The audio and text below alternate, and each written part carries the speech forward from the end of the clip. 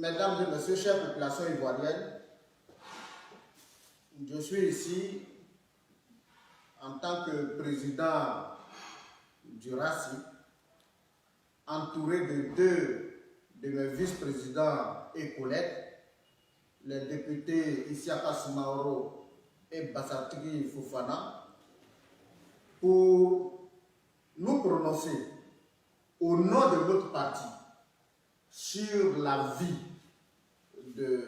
du parti, mais aussi sur l'actualité sociopolitique nationale. En ce qui concerne la vie du parti,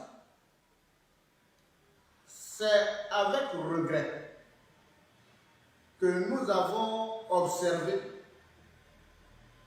un dysfonctionnement créé par le secrétaire général du parti en complicité avec certains de ses collaborateurs pour empêcher le bon fonctionnement, comme je l'ai dit, de notre organisation.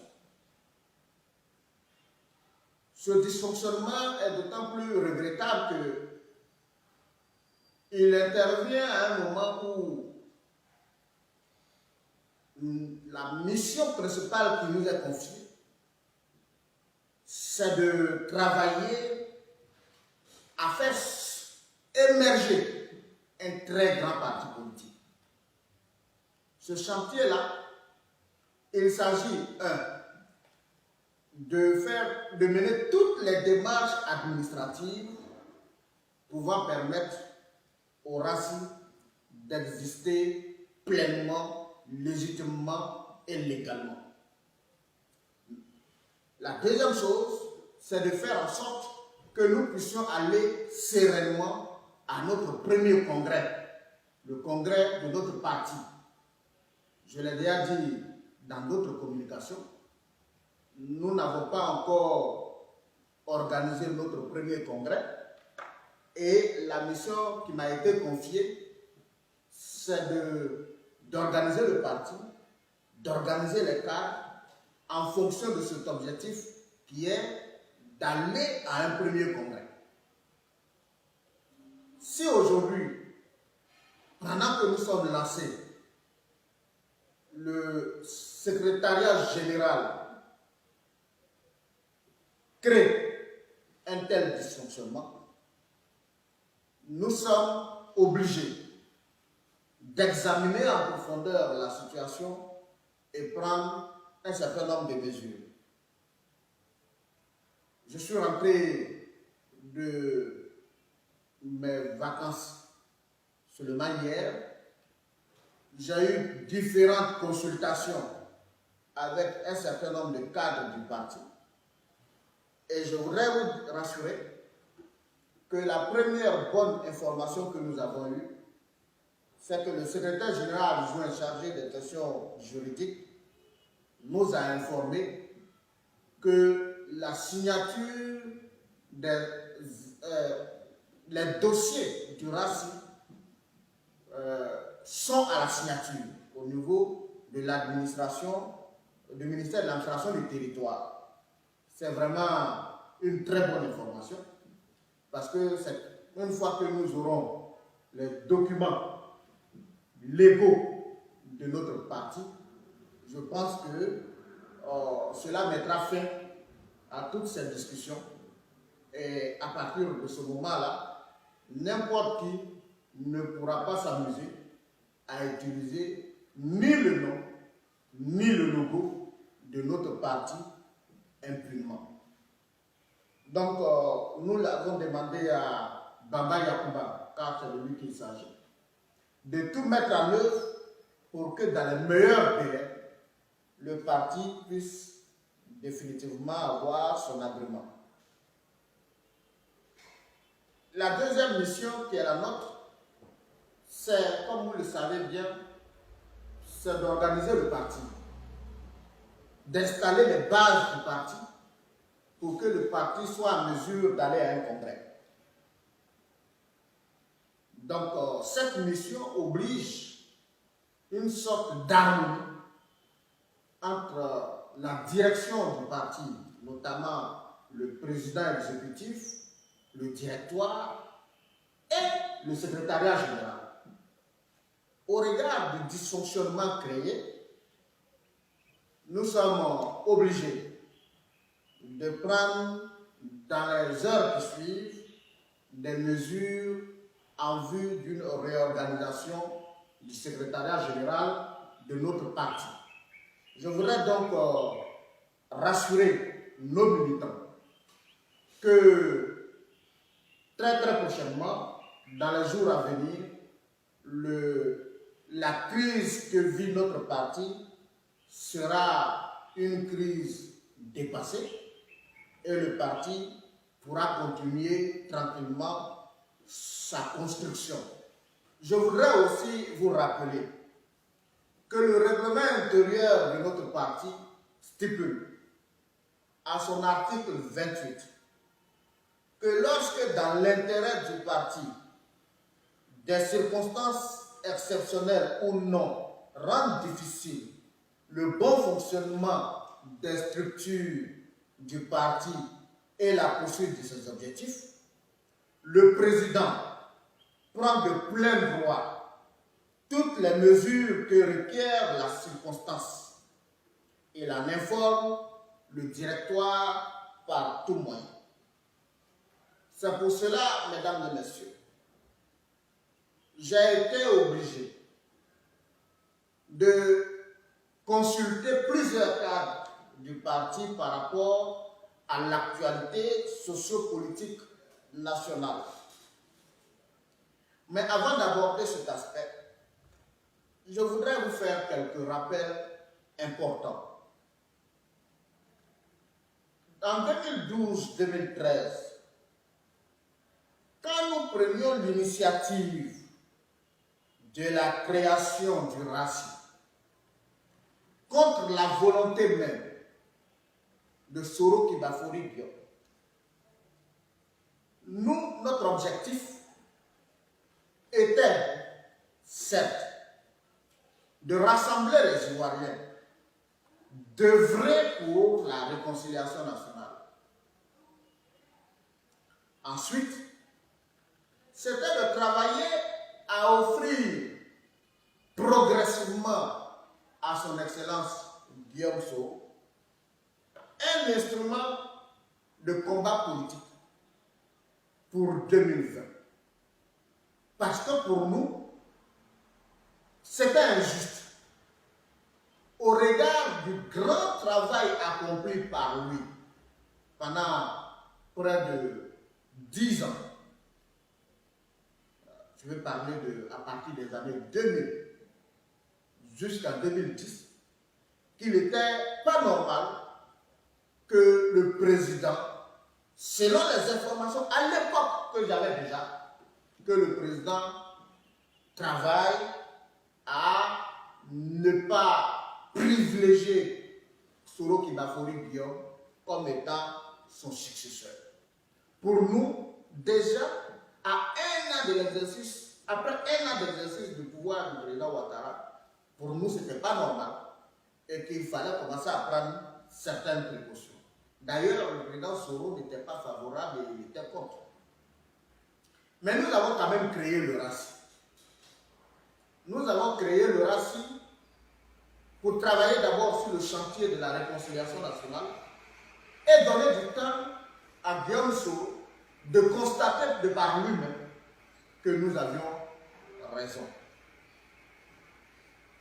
Mais, chers amis, aujourd'hui, vous convenez avec moi que, au regard de la polémique qui fait rage et vu tout ce qui s'est passé depuis la sortie de son Excellence Guillaume Soro de l'Assemblée nationale, il est clair que Guillaume Soro lui-même a exactement fait dans son entourage ce qu'a fait Alassane Ouattara. C'est-à-dire, il a manifesté clairement sa volonté de positionner autour de lui un certain nombre de personnes qui n'était pas forcément légitime pour mener le combat pour lequel nous, depuis 2012, nous sommes engagés.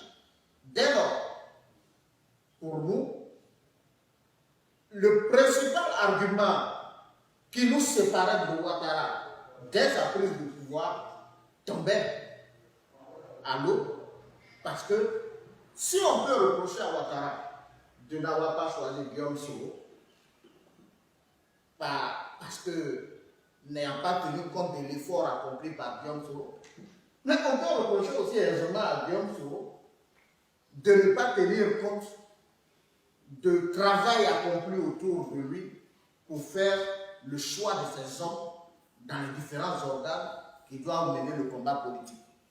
Donc, pour nous, ce qui nous a amené à nous battre pour Guillaume Soro dès 2012 ne se fonde automatiquement vu l'attitude observée par Guillaume Soro lui-même depuis la création de GPS. L'autre fait que je voudrais évoquer, c'est qu'en 2014,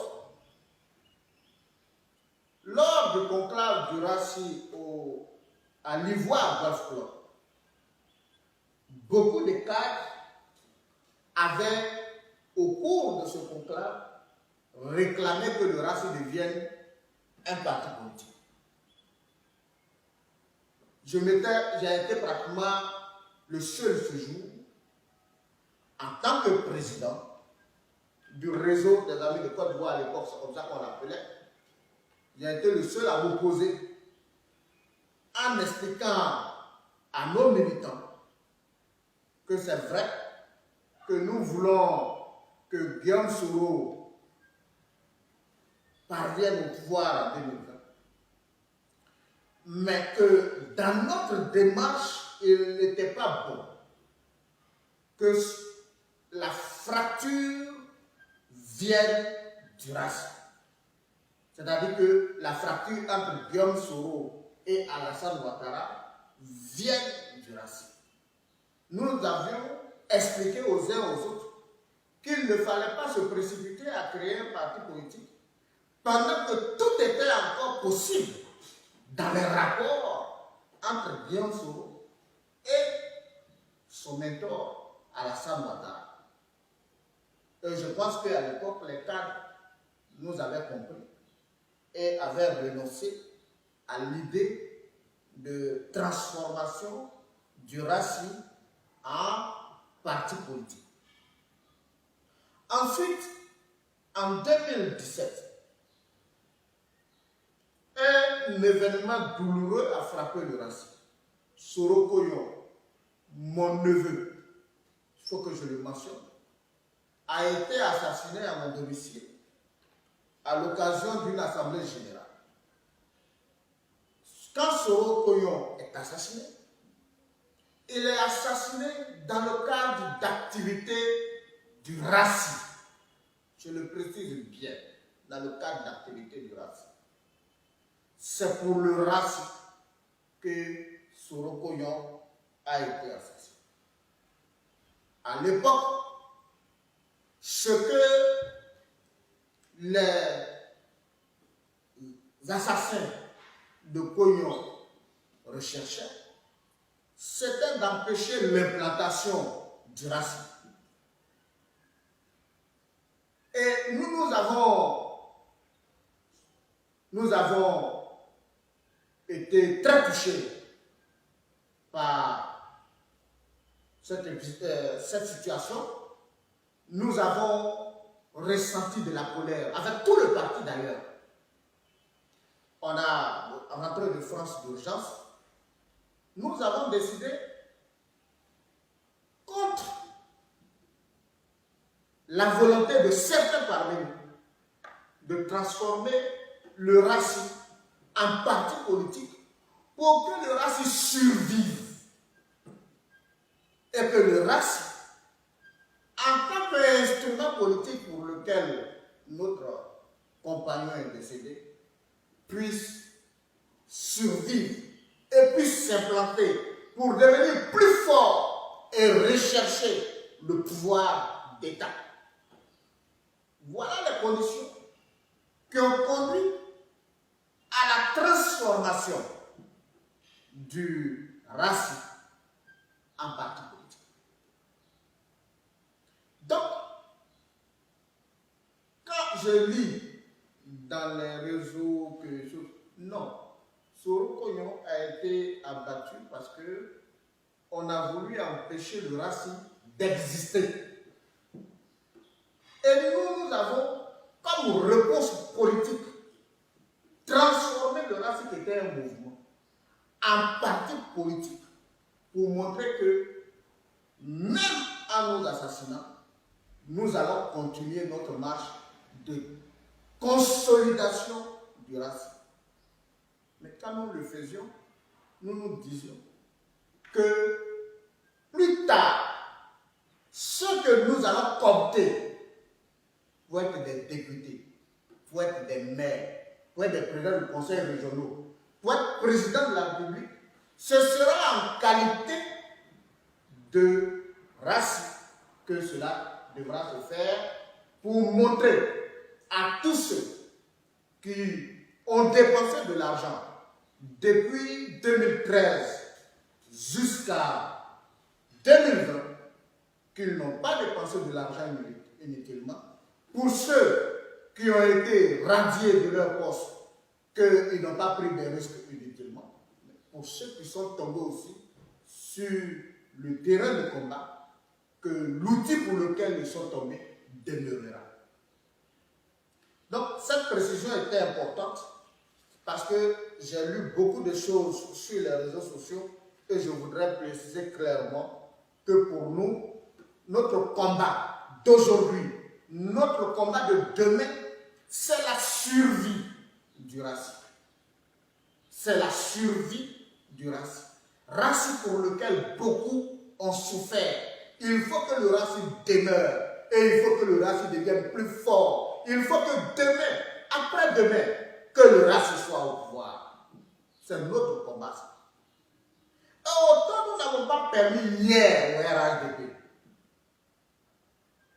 de faire disparaître le racisme, autant je ne voudrais pas permettre aujourd'hui à GPS de faire disparaître le racisme. C'est aussi simple que ça.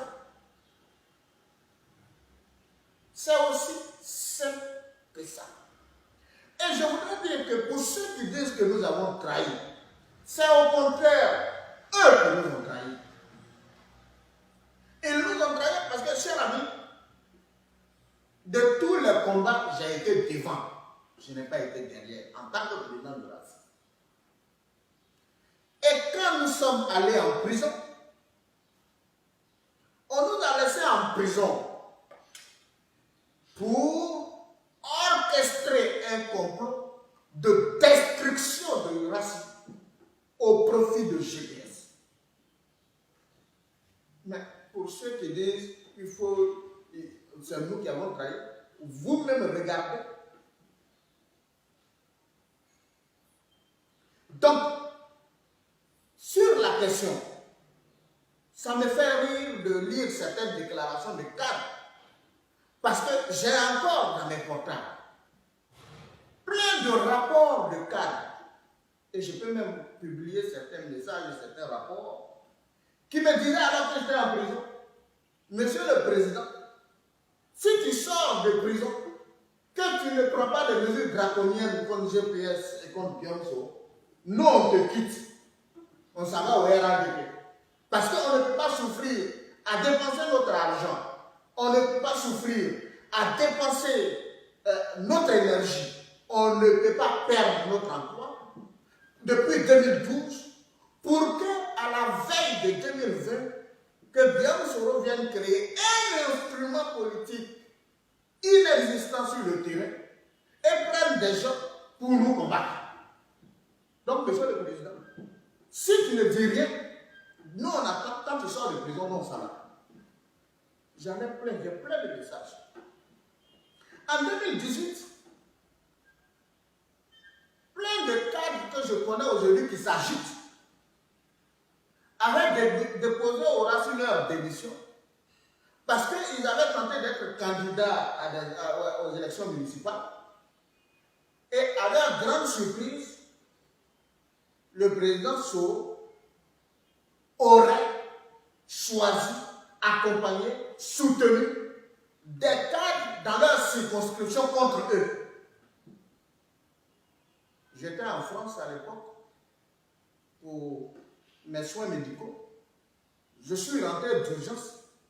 Ces cadres-là, il m'a fallu de longues semaines de négociations pour les ramener dans le parti.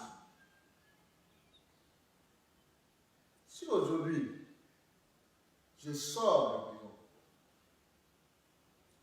et que, au regard de toutes les informations que la base m'a fait remonter,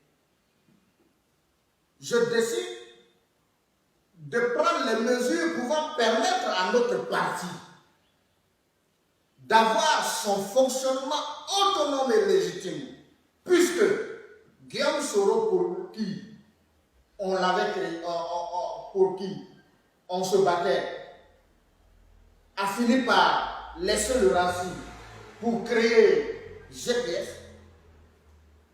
J'avais soit le choix de fondre dans GPS comme Guillaume Soro me le demandait finalement, ou alors de donner au RACI son autonomie et fonctionner avec GPS en tant qu'allié. En sortant du bureau, c'était ma petite idée.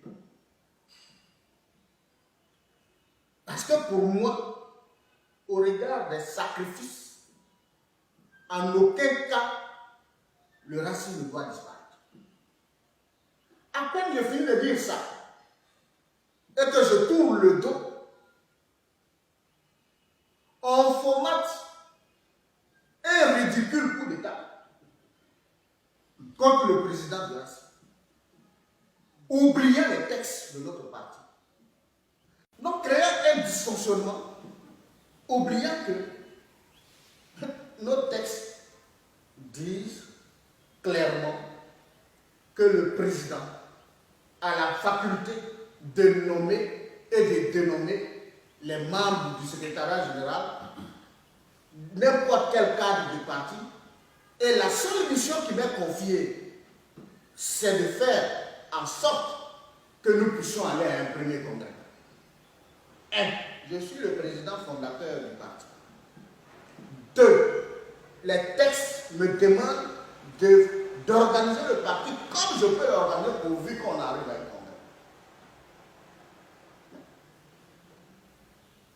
congrès. Dès lors que moi, je constate qu'en plus du fait que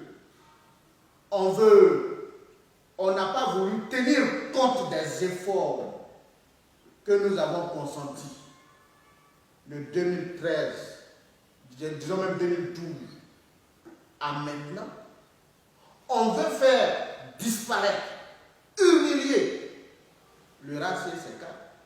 Je pensais qu'il était de ma responsabilité, honnêtement, de prendre cette posture. Nous sommes partis. Mais vous qui parlez aujourd'hui, qui parmi vous n'est pas venu me dire que sur le terrain, on nous dit que si tu ne vas pas à GPS, demain si Guillaume Soro au pouvoir, vous n'aurez rien. Qui parmi vous? Non, pendant que je suis en train de prendre ces précautions, les mêmes cadres, en complicité avérée avec Guillaume Soro, décident de déstabiliser le RACI. D'ailleurs, si tel n'était pas leur intention, si on n'a pas voulu étouffer le RACI, si on n'a pas voulu faire disparaître le RACI, et si on croit sérieusement à ce que on a destitué Kanigui Soro en tant que président du parti c'est le 6 octobre, je crois, d'après eux,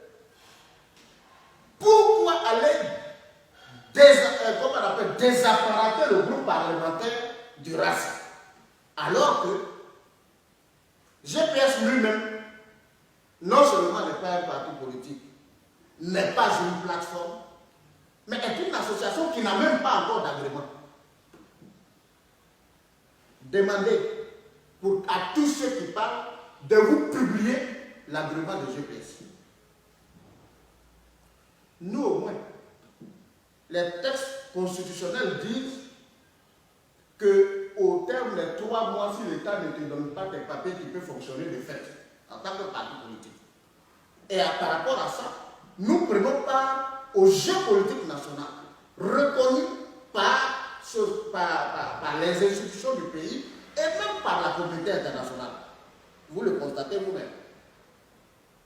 Mais demandez à ce qu'on vous publie l'agrément de GPS sur les réseaux sociaux. Comment peut-on donc, si on n'a pas envie de déstructurer une lutte, désapparenter un groupe parlementaire créé par un parti politique au cours de ses actions et le rattacher à une association qui n'a même pas encore engagé sa procédure administrative? C'est dans quel combat on est? À partir de ce moment-là, nous arrivons à la conclusion que Alassane Ouattara n'avait donc pas tort. Ça voudrait dire que chaque leader peut choisir qui il veut comme étant son successeur.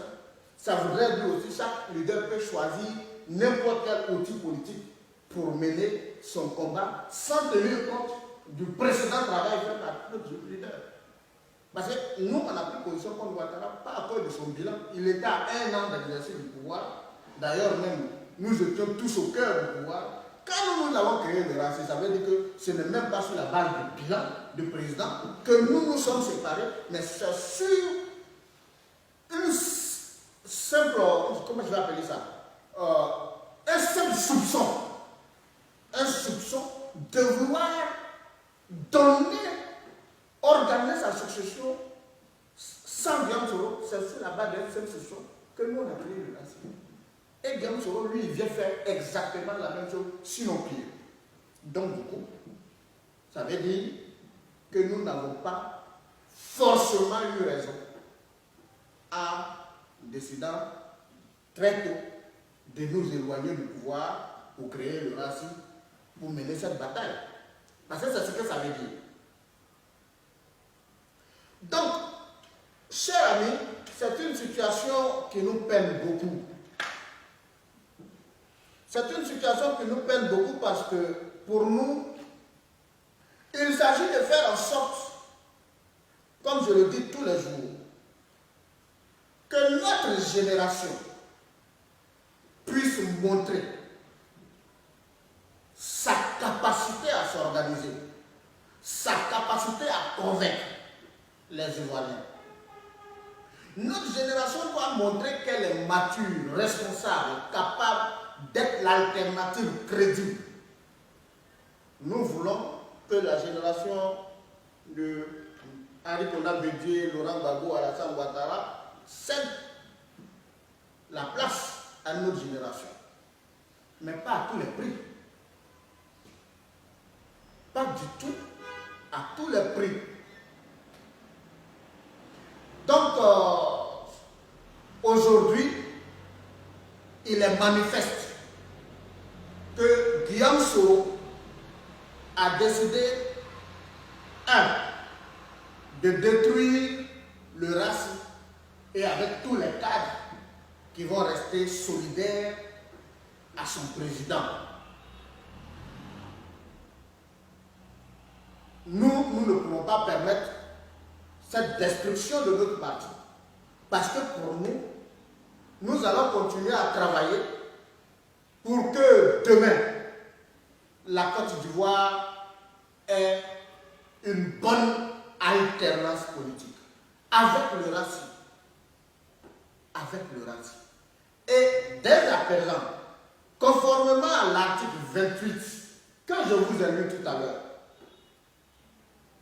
je vais non seulement, au nom du parti, restructurer le secrétariat général du parti, mais je vais aussi, après consultation de différents cas, appeler les militantes et militants de notre parti à quitter le motion. À savoir que Kanini Soro se bat avec d'autres cadres pour que le RACI demeure comme un parti politique autonome, qui fait des alliances politiques et qui cherche à construire un avenir politique en Côte d'Ivoire et pour les Ivoiriens. Et c'est pour cela que face à la confusion actuelle, dans le cadre de l'élection présidentielle de 2020, le RACI appelle les Ivoiriennes et les Ivoiriens, ses militants, à soutenir la candidature d'Alassane Ouattara à l'élection présidentielle de 2020. En le disant, ce n'est pas la personne d'Alassane Ouattara qui nous intéresse. Mais pour nous, on ne doit pas faire la guerre encore en Côte d'Ivoire. Ça, c'est un. Le RACI ne veut plus voir ce pays en guerre. Et pour nous, chaque fois qu'il y a un blocage dans la vie de la nation, il faut chercher avec intelligence à contourner la difficulté. Mais la guerre n'est pas la solution. On ne doit plus faire la guerre pour venir 1 an, 2 ans, 10 ans plus tard dire « je regrette ». Non, il ne doit plus avoir de regret de guerre en Côte d'Ivoire. Tout le jeu politique en Côte d'Ivoire doit être purement démocratique. Quand on engage un processus politique, s'il y a des difficultés, il faut régler ces difficultés dans le strict cadre politique. Et pour nous, aujourd'hui, au regard de l'évolution de la situation dans notre pays, il est important que nous puissions préserver certaines valeurs. La xénophobie et l'ivoirité sont des concepts qui ont créé beaucoup de difficultés à notre pays. Tout comme l'ethnicisme et le tribalisme sont dénoncés aussi aujourd'hui. Le tout, pour nous au RACI, c'est de marquer inviter les acteurs politiques au dialogue, organiser des élections apaisées, et puis inciter le président qui sera élu à ouvrir le jeu démocratique pour que les générations qui vont suivre héritent d'un pays stable. Nous, aujourd'hui, avons choisi Alassane Ouattara pour ouvrir cette forme de transition, parce que pour nous, ce mandat, et Bédier l'a dit d'ailleurs, le président Bédier a dit, s'il est élu, pour lui, son mandat sera une forme de transition. Je souhaite que le président Ouattara puisse s'approprier également cette vision. Nous, au RACI, allons lui apporter notre soutien pour sa réélection dans quelques jours. Si cela se réalisait, nous encourageons le président Ouattara à enclencher automatiquement un dialogue politique et à faire en sorte que les mécanismes d'une alternance générationnelle soient engagés, renforcés, pour qu'on ne tombe pas dans une sorte de présidence à vie. C'est notre position au RACI. C'est dans l'intérêt de notre pays, mais c'est surtout aussi dans l'intérêt des valeurs pour lesquelles nous nous sommes battus il y a 30 ans. ces valeurs-là, quel que soit le différent, nous ne sommes pas prêts à les brader. Et pendant ces 2 semaines, j'ai longuement réfléchi sur la vie de la nation, aux difficultés qui sont les nôtres au racisme et à l'orientation obligatoire que nous devons donner à nos militants. Et puis j'ai regardé, j'ai lu, rélu des interventions d'acteurs politiques et j'ai vu que quand vous prenez Blé Boullé, mon très cher ami Blé Boullé, il dit tout le jour, il dit, tant que Laurent Gbagbo est candidat, il ne s'opposera pas à lui. Je pense que ça a été pratiquement la même posture que le président Assimi Nguessa a affiché tout le temps. D'ailleurs, hier, on l'a considéré Afi comme un traître. Mais Afi a fini par démontrer son attachement à Laurent Gbagbo. Au PDC, on a vu Billon retirer sa candidature pour permettre à Bédié de s'exprimer dans cette bataille qui est en cours. Pour nous, il est clair. Nous, au RACI, dont les cadres sont majoritairement venus du RHDP, dès lors que Alassane Ouattara n'a plus de successeur, n'a plus choisi de successeur après le décès de l'ancien Premier ministre, et qu'il est dans l'arène, et vu que nous, on n'a pas envie de rentrer dans un schéma de violence politique, pour nous, il est plus sage d'apporter notre soutien politique ferme à Alassane Ouattara. Si Dieu venait à lui donner le pouvoir, nous allons continuer en tant que race, en tant que parti politique, à œuvrer pour que Ouattara puisse créer les conditions d'une alternance de génération que nous recherchons. Et pour nous, cela est non négociable. Mesdames et messieurs, voilà le message que nous voulons vous passer. On a été un peu peut-être long, mais c'était nécessaire pour clarifier définitivement les choses au niveau de notre parti, au niveau de la vie de la nation, pour que chacun, face à l'histoire, prenne ses responsabilités. Et nous avons pris la nôtre au nom du RACI et nous invitons les populations ivoiriennes à voter massivement Alassane Ouattara à l'élection présidentielle de 2020.